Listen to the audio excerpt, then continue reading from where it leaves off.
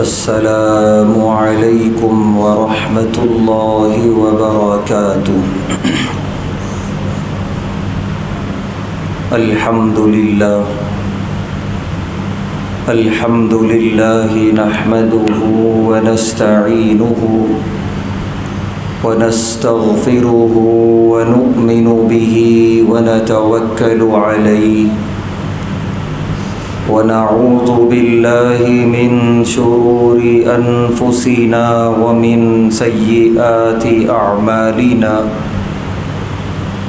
من يهده الله فلا مضل له ومن يضلله فلا هادي له ونشهد أن لا إله إلا الله وحده لا شريك له ونشهد أن سيدنا ونبينا وحبيبنا ومولانا محمدا عبده ورسوله أما بعد قال الله تبارك وتعالى في القرآن الكريم أعوذ بالله من الشيطان الرجيم بسم الله الرحمن الرحيم قل هل يستوي الذين يعلمون والذين لا يعلمون إنما يتذكر أولو الألباب صدق اللہ العظیم۔ ہر طرح کی تعریف اور حمد و ثنا اللہ بزرگ و برتر کے لائق ہے، جس کا کوئی شریک نہیں، جس کا کوئی ساجی اور ہمسر نہیں، جو ہمیشہ سے ہے اور ہمیشہ رہے گا۔ بے شمار درود و سلام نازل ہوں اللہ کے آخری پیغمبر جناب محمد الرسول اللہ صلی اللہ علیہ وسلم پر، اور آپ کی پیاری آل اور پیارے اصحاب پر۔ محترم حضرات، ایک آیت کریمہ جو خطبے میں پڑھی گئی ہے سورہ زمر کی آیت ہے، جس میں اللہ ایک سوال کر رہے ہیں ساری انسانیت سے، هل يستوي الذين يعلمون والذين لا يعلمون، کہ بتاؤ کیا برابر ہو سکتے ہیں وہ لوگ جو علم والے ہیں اور وہ لوگ جو علم والے نہیں ہیں؟ کیا دونوں برابر ہو سکتے ہیں؟ تو آج کی دنیا میں تو بالکل جواب واضح ہے کہ دونوں برابر نہیں ہو سکتے۔ علم ایک روشنی ہے، علم ایک عزت ہے، علم ایک فضیلت ہے، علم ایک مقام ہے، ایک وقار ہے، اور ایک زندگی کا نام ہے علم۔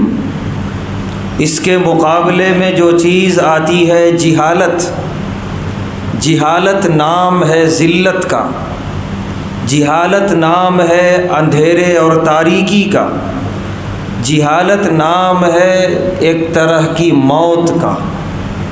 تو یہ دونوں علم اور جہالت کبھی بھی برابر نہیں ہو سکتے۔ اللہ فرما رہے ہیں انما یتذکر اولو الالباب، کہ نصیحت حاصل کریں گے وہی لوگ جو عقل والے ہیں، یعنی عقل کا استعمال کر کے اور اس فرق کو سمجھ کر پھر اپنے آپ کو وہ علم والوں کی فہرست میں لانے کی کوشش کریں گے، اور جہالت والوں کی فہرست سے اپنے آپ کو کوسوں دور رکھنے کی کوشش کریں گے۔ تو اس آیت میں اللہ تبارک و تعالیٰ نے ایک سوال کے ذریعے فرق بتا دیا کہ یہ دونوں کبھی بھی برابر نہیں ہو سکتے. علم آسمان ہے تو جہالت زمین، بلکہ زمین سے بھی نیچے کا گڑھا ہے، یہ ذلت ہے. اس لیے اس آیت سے ایک پیغام ملا کہ ہم دنیا میں کچھ بھی ہوں لیکن ہمارا شمار اہل علم میں ہونا چاہیے، ہمارے پاس علم ہو. اور یاد رکھیں علم کی کوئی مدت نہیں ہوتی، کوئی عمر نہیں ہوتی. آدمی ساری زندگی علم حاصل کر سکتا ہے. حضرت عباس رضی اللہ تعالی عنہ سے پوچھا گیا کہ علم کی مدت کیا ہے، کب تک علم حاصل کروں؟ انہوں نے فرمایا قبر میں جانے تک، یعنی آخری وقت تک بھی آدمی کو چاہیے کہ اسے علم کہیں نہ کہیں سے آتا رہے، ملتا رہے. اسی لیے اہل اللہ کا اور اللہ کے نیک بندوں کا یہ طریقہ رہا کہ بے شک وہ مفسر بھی بن گئے، وہ محدث بھی بن گئے، لیکن حصول علم کا دروازہ انہوں نے کبھی بند ہونے نہیں دیا. وہ سونے سے پہلے 2 صفحہ ہی صحیح، 1 صفحہ ہی صحیح مطالعہ کر کے سوتے تھے. اس سے بھی آدمی کے علم کے حاصل ہونے کا تسلسل برقرار رہتا ہے. اسی لیے اس دوڑتی بھاگتی دنیا میں ہمیں چاہیے کہ ہم بھی اپنے مطالعے میں کوئی نہ کوئی کتاب ضرور رکھیں. تمام دن کی مصروفیات سے فارغ ہونے کے بعد، رات میں کھانا وغیرہ سے فارغ ہونے کے بعد، جب سکون اور اطمینان کی کیفیت نصیب ہو، سونے سے پہلے 2 صفحہ 3 صفحہ پڑھنے میں 2-3 منٹ نہیں لگے گا. اتنا ضرور مطالعہ کریں کسی سیرت کی کتاب کا، کسی حدیث کی کتاب کا، کسی اسلامی تاریخ کی کتاب کا، کسی صحابہ کی زندگی کا، کسی ازواج مطہرات کی زندگی کا، اسلامی تاریخ کا، جو بھی ہو سکے. ہم کو جس میں زیادہ دلچسپی ہے آپ وہیں بیٹھ جائیں، جہاں ہیں وہیں بیٹھیں. لوگوں کو انگل کر آنے کی کوشش نہ کریں، حدیث میں منع کیا گیا، اس سے پہلے بھی بتایا گیا. تو بات یہ کہی جا رہی تھی اس سے پہلے کہ پیارے نبی صلی اللہ علیہ وسلم نے جو علم کا دروازہ کھولا ہے، اس دروازے میں ہم لوگ ہر حال میں حصہ دار بننے کی کوشش کریں. اور سونے سے پہلے، ویسے تو پورے دن میں جب ہو، لیکن کم سے کم یہ وقت ذرا سکون کا ہوتا ہے کہ اس وقت 2-3 صفحہ کم سے کم ضرور مطالعہ کر لیا کریں، تاکہ علم کے حصول کا سلسلہ برقرار رہے، باقی رہے. کیونکہ آدمی جب کتاب مطالعہ کرتا ہے، ہمیں نہیں معلوم ایک غیر شعوری طریقے پر اس کے اثرات ہمارے جسم پر، ہماری زندگی پر مرتب ہوتے ہیں. ہم سیرت کی کتاب مطالعہ کرنا شروع کریں، اس کی برکت ہم اپنی زندگی میں محسوس کریں گے. ہم اسلامی تاریخ کا مطالعہ شروع کریں، ہم قرآن کی تفسیر کا مطالعہ شروع کریں، اس کی برکتیں ہم اپنی زندگی میں محسوس کریں گے الحمدللہ. اس کے برخلاف ہم موبائل کے اندر غلط چیزیں دیکھنے کے عادی ہو جائیں، نامحرموں کی طرف دیکھ کر اپنی جو ہے نگاہوں کو گندا کرنے کے ہم عادی ہو جائیں، اس کی بے برکتی اور اس کی نحوست ہم اپنی زندگی میں محسوس کریں گے. اس کی بے برکتی ہمارے رزق میں داخل ہوتی ہے، ہماری جسمانی صحت پر داخل ہوتی ہے، ہماری آنے والی نسلوں میں اس کی بے برکتی سرایت کر جاتی ہے اگر ہمارا تنہائی کا استعمال موبائل کا غلط ہو. اسی لیے خوب اچھی طرح یاد رکھیں کہ یہ ہماری جو مصروفیتیں ہیں جس کو ہم ضمنی یا معمولی سمجھتے ہیں، یہ بڑی اثر انداز ہونے والی ہیں ہماری اور ہماری آنے والی نسلوں کی زندگیوں پر. اسی لیے موبائل دیکھنے کا، موبائل میں غلط چیزیں دیکھنے کا خدا را اپنے آپ کو عادی ہرگز نہ بنائیں، اور جتنا ہو سکے خیر کی چیزیں اور اچھی چیزیں اور قرآن اور حدیث کی تعلیمات والی چیزیں اگر دیکھ رہے ہیں موبائل میں تو ایسی چیزیں دیکھنے کی کوشش ہو، اور اس سے کہیں بہتر ہے کہ ایسی کتابیں مطالعہ کرنے کی ہم کوشش کریں. الغرض علم حاصل کرنے والے اور بغیر علم کے زندگی گزارنے والے یہ دونوں برابر نہیں ہو سکتے۔ وہ شخص جو معلم ہے، جو تعلیم دیتا ہے انسانوں کو خیر کی، جو اپنی تعلیم کے ذریعے انسانوں کے اندر انسانیت پیدا کرتا ہے، غلط اور صحیح کا فرق بتاتا ہے۔ پیارے نبی صلی اللہ علیہ وسلم کی ایک حدیث ہے، ترمذی شریف کی روایت۔ پیارے نبی صلی اللہ علیہ وسلم فرماتے ہیں، ان اللہ، بے شک اللہ، وملائکتہ، اور اللہ کے فرشتے، واہل السماوات، اور تمام آسمان کی مخلوقات، والارض، اور زمین کی تمام مخلوقات، حتی النملہ فی جحرہا، یہاں تک کہ چونٹی اپنی بل کے اندر، وحتی الحوت، اور یہاں تک کہ مچھلیاں سمندروں کے اندر، لیصلون علی معلم الناس خیرا، رحمت کی، مغفرت کی، برکت کی دعائیں کرتی ہیں یہ تمام مخلوقات اس معلم کے لیے جو انسانوں میں خیر کی تعلیم دیتا ہے، انسانوں کو انسان بنانے کی کوشش کرتا ہے۔ ایسے معلم کے لیے اتنی بڑی فضیلت پیارے نبی صلی اللہ علیہ وسلم نے بیان فرمائی۔ اتنی بڑی فضیلت کسی اور کے لیے نہیں ہے اس روئے زمین پر، کہ ایک معلم کے لیے اتنی بڑی فضیلت پیارے نبی صلی اللہ علیہ وسلم نے بیان فرمائی۔ تمام آسمانی مخلوقات، زمین کی مخلوقات، چونٹیاں جو بلوں کے اندر رہتی ہیں، مچھلیاں جو سمندروں میں رہتی ہیں، یہ سب کی سب اس معلم کے لیے خیر کی دعائیں کرتی ہیں، رحمتیں اور برکتوں کی دعائیں کرتی ہیں۔ اتنی بڑی فضیلت پیارے نبی صلی اللہ علیہ وسلم نے بیان فرمائی معلم کے لیے۔ اسی لیے اسلام نے روز اول سے تعلیم کی مہم چلائی، حصول علم کی مہم چلائی، اور جب سے دنیا بنی ہے اس وقت سے لے کر آج تک، بلکہ قیامت تک کی ضمانت لی جا سکتی ہے کہ سب سے بڑے معلم اور علم کا سب سے بڑا انقلاب برپا کرنے والے جناب محمد الرسول اللہ صلی اللہ علیہ وسلم کی ذات اقدس ہے۔ اور اس کی سب سے بڑی دلیل کہ پیارے نبی صلی اللہ علیہ وسلم کی آمد سے پہلے ہزاروں انبیاء آئے، رسول آئے، بڑے سے بڑے انقلاب برپا کرنے والے آئے، لیکن انسانیت نے کبھی ایسی ترقی نہیں کی تھی، کبھی انسانوں نے اتنی بڑی ترقی نہیں کی جتنی ترقیات کی منزلیں پیارے نبی صلی اللہ علیہ وسلم کی آمد کے بعد انسانوں نے طے کی ہیں، اور اس کا صحرا جاتا ہے پیارے نبی صلی اللہ علیہ وسلم کے سر۔ وہ تو آج ہم دیکھ رہے ہیں کہ یہ تعلیم کے جو بادشاہ بنے بیٹھے ہیں وہ عیسائی قوم ہیں اور اعلیٰ ہیں اور فلاں ہیں، لیکن اصل اس کو برپا کرنے والے ہم امت محمدیہ کے لوگ تھے۔ پیارے نبی صلی اللہ علیہ وسلم نے مدینۃ المنورہ میں یہ شمع روشن فرمائی، اور اس کا انقلاب جو ہوا ہے وہ اسپین کی سرزمین سے۔ ساری سائنسی ترقی، ساری میڈیکل کی ترقی، ساری انجینئرنگ کی ترقی جو شروع ہوئی ہے، ایجاد کی ہے، پیدا کی ہے مسلمانوں نے، یہ سارا صحرا مسلمانوں کے سر جاتا ہے۔ اور مسلمانوں نے کہاں سے یہ روشنی پائی؟ اس شمع سے جو جلائی تھی پیارے نبی صلی اللہ علیہ وسلم نے مدینۃ المنورہ کے اندر۔ اس وقت جو دنیا میں ہم ترقی دیکھ رہے ہیں یہ اسی شمع سے لی ہوئی روشنی کا نتیجہ ہے۔ تو یہ سب سے بڑا فرق کرنے والا یہ پیارے نبی صلی اللہ علیہ وسلم کی آمد کے بعد دنیا نے جو ترقی کی، اس سے پہلے ہزاروں یا لاکھوں سال انسانوں نے گزارے ہیں اس روئے زمین پر، ایسی ترقی کبھی نہیں ہوئی، علمی ترقی۔ تو یہ کس نے برپا کیا؟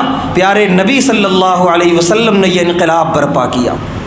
تو ہم ایک ایسے نبی کے امتی ہیں جنہوں نے روز اول سے مہم چلائی، حصول علم، علم حاصل کرو، پڑھو اور اپنے بچوں کو پڑھاؤ۔ جہالت یہ ذلت ہے، جاہل رہ کر چند پیسے کما لو گے، لیکن کسی سے بھی بات کرو پہلے جملے سے معلوم ہوتا ہے یہ پڑھا لکھا ہے یا جاہل ہے، اور یہ پیسوں کا روب چند روز رہے گا۔ عارضی علم کو چھوڑ کر جتنے بھی ذرائع ہیں آدمی کے اوپر پہنچانے کے، چاہے وہ عہدے کے ذریعے آدمی اوپر چلا جائے یا پیسوں کے ذریعے چلا جائے یا اپنے طاقت و قوت کے بل بوتے پر چلا جائے، سب خطرے میں رہتے ہیں، کبھی بھی نیچے آ سکتا ہے۔ عہدہ کبھی بھی جا سکتا ہے، لوگوں پر جو اپنا رعب جما کے رکھا ہے طاقت و قوت کے بلبوتے، وہ کبھی بھی نیچے آ سکتا ہے جب اس کے مقابل میں کوئی اور طاقتور پیدا ہو گیا۔ لیکن علم کے ذریعے جو اللہ ترقی دیتے ہیں، زندگی بھر باقی رہتی ہے، آنکھ بند ہونے کے بعد اس کے پیچھے اس کا نام روشن کرتا ہے وہ علم اور اس کی علمی خدمات۔ تو علم کے ذریعے آدمی جو مقام پاتا ہے وہ کسی اور کے ذریعے نہیں پا سکتا۔ اگر عارضی طور پہ مل گیا تو ہمیشہ خطرے میں رہتا ہے، ڈاواڈول رہتا ہے، اور وہ ایک دن ختم ہو جاتا ہے مقام، پھر وہ ذلت کے گڑھے میں آ کر بیٹھ جاتا ہے۔ اس لیے مقام حاصل کرنا ہے علم کے ذریعے حاصل کریں، یہ دنیا میں بھی کام آنے والا اور آخرت میں بھی کام آنے والا۔ اسی لیے پہلی وحی اللہ نے جو اتاری اپنے محبوب صلی اللہ علیہ وسلم پر وہ یہی ہے، اقرأ بسم ربک الذی خلق، پڑھیے اپنے رب کے نام سے جس نے تمہیں پیدا کیا۔ سب سے پہلی وحی اور سب سے پہلا جو حکم ہے، نہ نماز کا، نہ روزے کا، نہ زکوٰۃ و حج کا، نہ کسی اور کا، بلکہ پہلا حکم اللہ نے دیا ہے پڑھنے اور پڑھانے کا، علم حاصل کرنے کا۔ اور اس کی جو وجہ لکھی ہے وہ حضرات مفسرین نے وہ یہی کہ پیارے نبی صلی اللہ علیہ وسلم جس دور میں مبعوث کیے گئے، ساری دنیا جہالت کے گھٹا ٹوپ اندھیرے میں تھی، ایک عجیب سا اندھیرا، اور جہاں جہالت کا اندھیرا چھایا، اچھائی اور برائی کا فرق ختم ہو جاتا ہے خود بخود۔ اس کی ایک چھوٹی سی مثال، ایک کمرے میں اندھیرا کر دیا جائے، بالکل اندھیرا، اس کمرے میں داخل ہونے والے کو کچھ نہیں معلوم ہوگا یہاں کون سی چیز میرے فائدے کی ہے، کون سی چیز میرے لیے نقصان دہ ہے، زمین پہ کون سی چیز پڑی ہوئی ہے، کس چیز سے ٹھوکر لگے گی تو مجھے تکلیف پہنچے گی، اور کہاں میں قدم رکھوں گا تو مجھے تکلیف نہیں پہنچے گی، اسے کچھ نہیں معلوم ہوتا۔ وہ بغیر کسی فرق کے اگر چلا بھی جائے تو نہ جانے کتنی ٹھوکریں کھا کر واپس باہر نکلے گا۔ ذرا سا اندھیرا چھایا اور اچھائی اور برائی، نفع اور نقصان کا فرق ختم ہو جاتا ہے۔ جب ایک کمرے کا یہ عالم ہے تو پوری دنیا کے اندر جہالت کا اندھیرا تھا، سوچ و فکر کا اندھیرا تھا۔ یہی وجہ ہے کہ ہر گناہ کیے جاتا تھا انسان، ہر گناہ، کیونکہ فرق سمجھانے والی کوئی چیز نہیں، اور وہ چیز جو فرق سمجھا سکے وہ علم کی روشنی ہے۔ اسی اندھیرے کمرے میں ایک بلب روشن کر دیا جائے، فوراً انسان کے سامنے سب واضح ہو جاتا ہے یہاں کون سی چیز میرے لیے فائدہ مند ہے اور کون سی چیز نقصان دہ۔ جو فائدہ مند ہے اس سے وہ فائدہ اٹھاتا ہے، اور جو نقصان دہ ہے اس سے کترا کے اور بچ کے نکل جاتا ہے۔ بالکل یہی مثال علم کی روشنی کی ہے اس روئے زمین پر، کہ جہاں علم کی روشنی ہوئی اس کے بعد خود بخود انسان کے سامنے اچھائی اور برائی کا فرق واضح ہونے لگتا ہے۔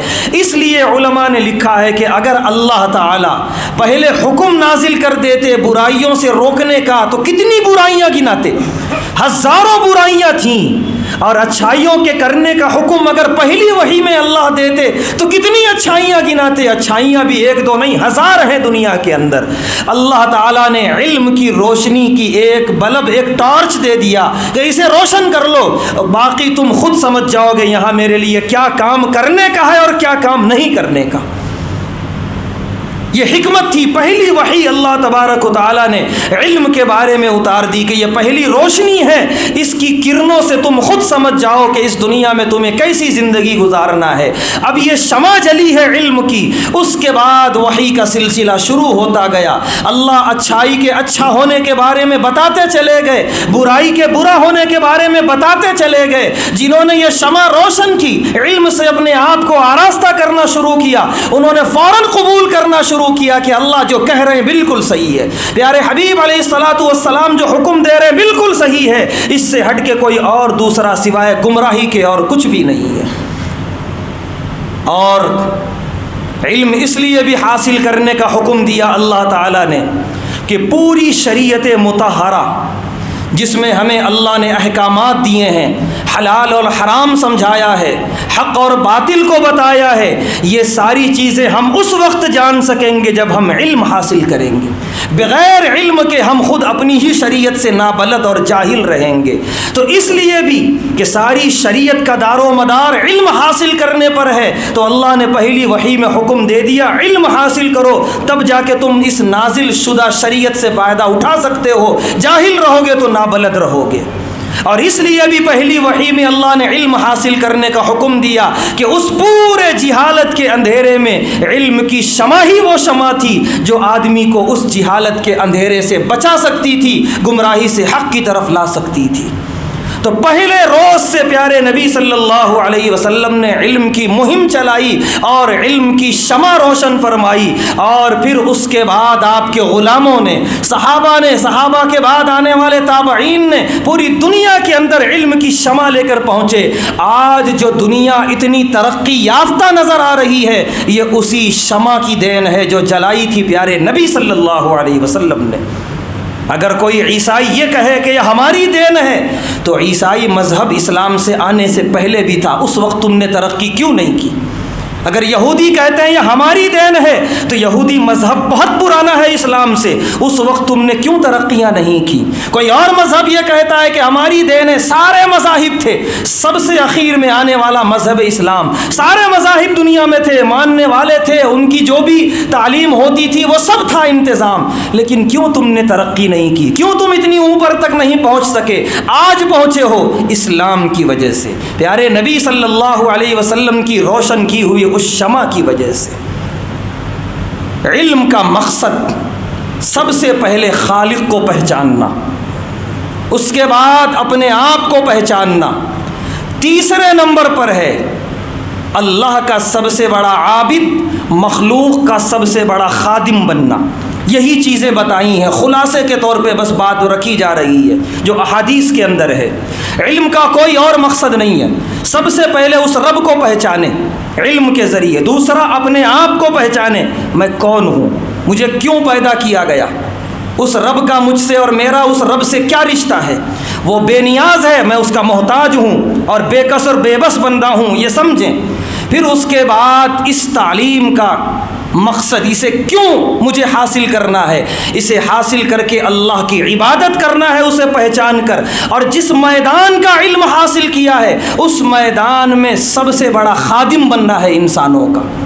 یہ ہے علم کا مقصد۔ اور علماء نے لکھا ہے کہ علم کی جو اتنی بڑی فضیلت پیارے نبی صلی اللہ علیہ وسلم نے احادیث میں بیان فرمائی، اس کی بنیادی وجہ یہی ہے کہ اس میں انسان دوسرے انسان کی خدمت کرتا ہے۔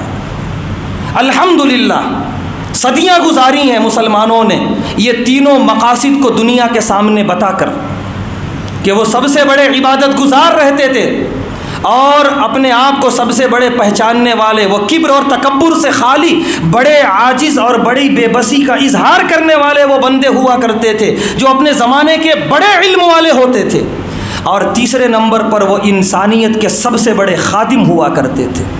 آج بھی الحمدللہ ایسے لوگ، لیکن اس وقت ایک بڑا ماحول دنیا میں جو بنا ہوا ہے وہ یہ کہ علم کا مقصد ہے ڈگریوں کا حصول، سند کا حصول۔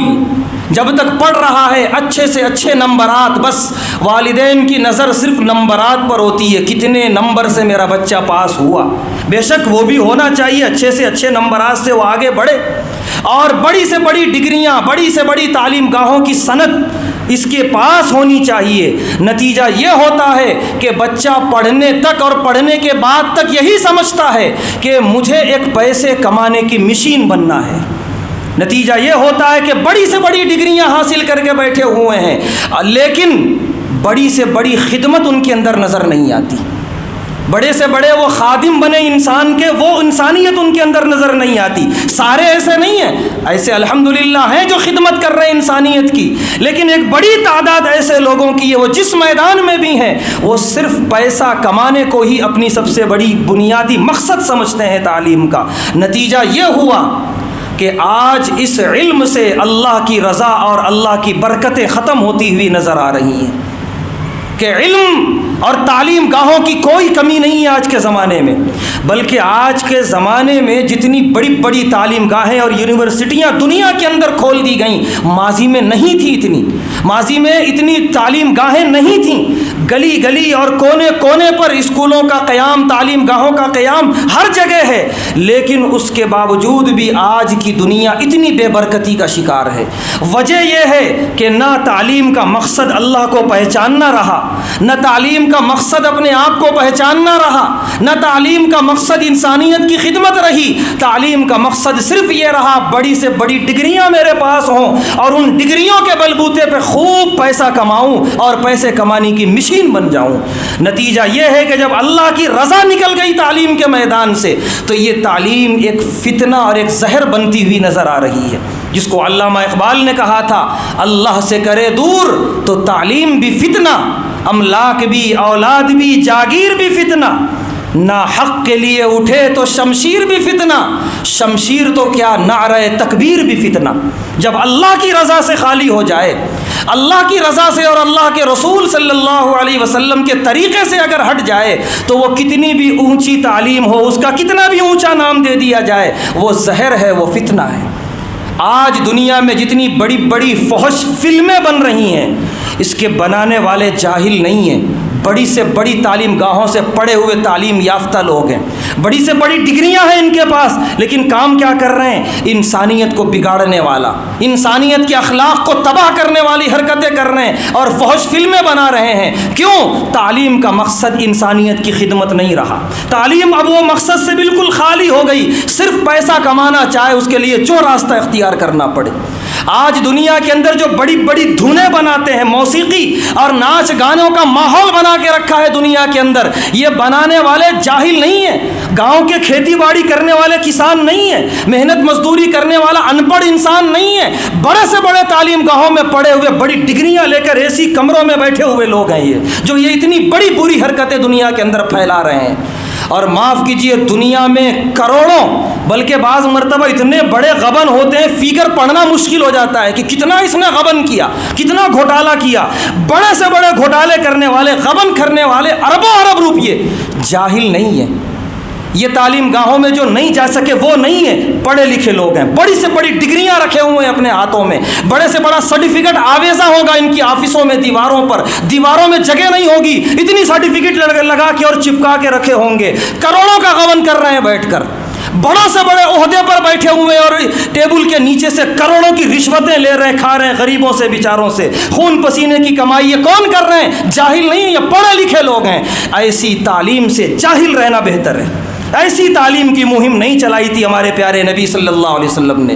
اس لیے خاص طور سے نوجوانوں سے خطاب ہے، اور نوجوانوں کے ذمہ داران بھی، اب یہ تعطیلات کے ایام ختم ہونے والے ہیں، اب تعلیمی سال کا آغاز ہونے والا ہے۔ ہر کوئی فکر مند رہتا ہے کہ اپنے بچوں کو کہاں اور کس تعلیم گاہ میں داخل کرائیں اور کہاں پر جو ہے انہیں داخلہ دلوائیں۔ یقیناً یہ بہت ضروری ہے، بہت ضروری، اس کے بارے میں ایک مرتبہ نہیں 1000 مرتبہ سوچنا۔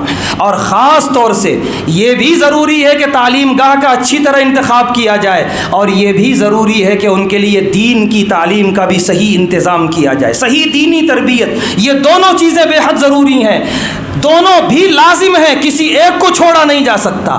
دینی تربیت بھی ہو، اور جو دنیاوی تعلیم کے لیے جس تعلیم گاہ کا انتخاب کر رہے ہیں، خدا کے لیے ہاتھ جوڑ کر بھی کہا جائے تو کم ہے، ایک غلطی ہرگز نہ کرنا والدین، مخلوط نظام تعلیم کے حوالے مت کرنا اپنی اولاد کو۔ خون کے آنسو رو رہے ہیں اس وقت، ایک نہیں ہزاروں مثالیں ہیں، خون کے آنسو رو رہے ہیں والدین۔ ہم نے حلال کھلایا تھا، حلال محنت کی تھی، ہم نے بہت اچھی تربیت کا ہم نے ماحول بنایا تھا گھر کے اندر، ایک چیز نے تباہ کر دیا۔ بچیوں پر رو رہے ہیں، بچوں سے زیادہ بچیوں پر والدین، ایک چیز نے تباہ کیا، مخلوط نظام تعلیم۔ ہم نے ذرا سا بغیر غور و فکر کیے ہوئے ان کو مخلوط نظام تعلیم کے حوالے کر دیا، جہاں محرم اور نامحرم یکساں ہے، اور ان نامحرموں میں مسلم بھی ہیں، غیر مسلم بھی ہیں۔ آج مسلم بچیاں اس مخلوط نظام تعلیم کی وجہ وہاں پہنچ گئی ہیں جہاں ہم سوچ بھی نہیں سکتے۔ ایک تو ہم اسکرین پر دیکھ رہے ہیں، غیروں کے ساتھ جا رہی ہیں، آ رہی ہیں، وہ الگ ہے، گھروں کے اندر بیٹھی ہوئی ہیں اور سوچ و فکر ان کی اپنے والدین سے بغاوت والی ہے۔ جب کسی اہل علم سے، کسی دین کے علم رکھنے والے سے والدین بات کراتے ہیں ان بچیوں کی، تو بچیاں یہ کہتی ہیں کہ ہم آزاد ہیں اپنی زندگی گزارنے کے لیے، ہم آگے کا فیصلہ کرنے کے لیے ہم آزاد ہیں، اسلام نے کہا ہے کہ بچی جہاں چاہے جس سے چاہے شادی کر سکتی ہے۔ یہ جملے ہیں مسلم بچیوں کے، یہ جملے کانوں سے سنے ہوئے، اور والدین خون کے آنسو رو رہے ہیں کہ کیا ہم نے غلطی کی مخلوط نظام تعلیم کے حوالے کر کے۔ یہاں تک کہہ دیا مسلم لڑکیوں نے کہ ماں باپ نے ہمارے لیے کیا کیا ہے، نعوذ باللہ من ذالک۔ ہم نے محنت کی اور ہم نے جو ڈگریاں حاصل کی، اب اس ڈگریوں کے بل بوتے ہمارا شوہر کیسا ہو، آنے والا زندگی کا ہم سفر کیسا ہو، ہم خود چنیں گی، ہم خود انتخاب کریں گی۔ اور بڑے جرأت مندی سے کہتی ہیں بچیاں، حدیث میں ہے، پیارے نبی صلی اللہ علیہ وسلم نے فرمایا بچیوں کی رضامندی کے بغیر نکاح نہیں کرا سکتے۔ تو ایسی مسلم بچیوں سے یہ ادباً عرض ہے کہ جب شریعت پڑھو تو پوری پڑھو، جب حدیث پڑھو تو پوری پڑھو۔ یہ صرف اپنے مفاد کے لیے تم نے کہیں سے حاصل کر لیا اور مان لیا۔ پیارے نبی صلی اللہ علیہ وسلم نے فرمایا من نکح بغیر ولی فنکاحها باطل باطل باطل، 3 مرتبہ فرمایا جس لڑکی نے اپنی ولی کی اجازت کے بغیر اپنی مرضی سے نکاح کر لیا اس کا نکاح باطل ہے، باطل ہے، باطل ہے۔ یہ حدیث کس دن کے لیے ہے؟ یا یہ حدیث نہیں پہنچی مسلم بچیوں کے پاس؟ پہلی ذمہ داری مسلم گھرانوں کے ذمہ داروں کی اور والدین کی ہے کہ وہ بچے کو دیکھیں گے، اس کا مزاج دیکھیں گے، اس کے اخلاق دیکھیں گے، اس کی دینداری دیکھیں گے، 100% جب مطمئن ہو جائیں گے تب بچی کے سامنے رکھیں گے بات کہ ہم نے تمہاری زندگی کے لیے اس لڑکے کو چنا ہے، یہ خوبیاں ہیں، کیا تمہیں پسند ہے؟ اب اس کی رضامندی حاصل کی جائے گی۔ ایسا نہیں ماں باپ سے بغاوت، ذمہ داروں سے بغاوت، گھر والوں سے بغاوت، گھر کے قوانین سے بغاوت، اور صرف اپنی مرضی اور اپنی من چاہی زندگی، اور اس کو یہ کہہ دیں کہ نعوذ باللہ شریعت یہ کہہ رہی ہے، شریعت یہ آزادی دے رہی ہے۔ الغرض یہاں تک بات پہنچ چکی ہے، اور یہ دین ہے مخلوط نظام تعلیم کا۔ اسی لیے کبھی یہ غلطی نہ کرنا، اپنی بچیوں کو وہاں پڑھائیں جہاں صرف بچیاں ہوں، جہاں صرف ان کے مزاج کی بچیاں ہوں۔ اور یہ بھی علماء لکھ رہے ہیں غیر مسلم بچیوں سے دوستی سے بھی منع کیا جائے مسلم بچیوں کو، کیونکہ بہت سارے روابط مسلم بچیوں کے غیر مسلم بچوں سے جو ہوئے ہیں وہ غیر مسلم بچیوں کے واسطے سے، یہ بھی اس کے بھی ثبوت موجود ہیں، دلائل موجود ہیں۔ لہذا خالص مسلم بچیوں کا ماحول ہو، مسلم بچیاں وہاں زیر تعلیم ہو تو ایسی تعلیم دلائی جائے۔ تھوڑا سا تعلیم میں اگر 19 رہ گیا، کچھ کمی رہ گئی، کوئی بات نہیں ہے، لیکن یہ کیا کہ تعلیم اس نے 20 حاصل کر لی اونچی، لیکن نہ گھر کی رہی، نہ اسلام کی رہی، نہ دنیا کی رہی، نہ آخرت کی رہی، اپنے لیے بھی وبال، والدین کے لیے بھی وبال۔ کیا فائدہ اسی تعلیم سے؟ اسی لیے یہ غلطی ہرگز نہ کریں، مخلوط نظام تعلیم کے حوالے نہ کریں، اور اپنی بچیوں پہ جتنا ہو سکے دنیاوی تعلیم پر دینی تعلیم کو غالب رکھیں، دینی مزاج بنائیں، قرآن اور حدیث والا علم انہیں دلائیں۔ انشاءاللہ بہترین شہزادی بنیں گی اپنے والدین کی، اور بہترین فرما بردار بیوی بنیں گی اپنے شوہروں کی، اور بہترین ماں بنیں گی اپنے اولاد کی، اگر ان کے پاس قرآن اور حدیث کا علم رہا تو۔